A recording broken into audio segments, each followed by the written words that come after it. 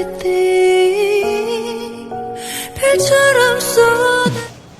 Nahihirapan ka ba mag-file ng 2025 annual income tax return mo sa EFPS o EBIR forms? Kaming bahala sa'yo. Pumunta lang kayo dito sa second floor, BIR Regional Building, located here in Solana Street, corner Beaterio Street, Intramuros, Manila. Tara, sasamahan ko kayo.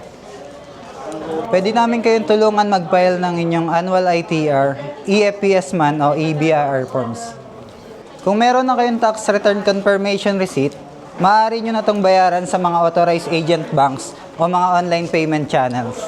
Kung nabayaran nyo naman na o wala naman na kayong babayaran, pwede nyo na ipa-scan sa amin ang inyong tax return receipt confirmation, proof of payment o acknowledgement of payment kung sa online payment channels kayo nagbayad. Pagkatapos may scan, pwede na natin itong i-upload sa EAFS. Siguraduhin meron ka ng account para makapag-login. Kung wala pa naman, maaari ka naman magpatulong sa amin para gumawa ng account.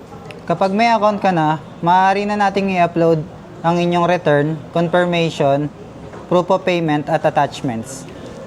Kailangan natin sundin ang naming convention ng bawat file para hindi magkaroon ng anumang uri ng error sa pag-submit ng ating mga files.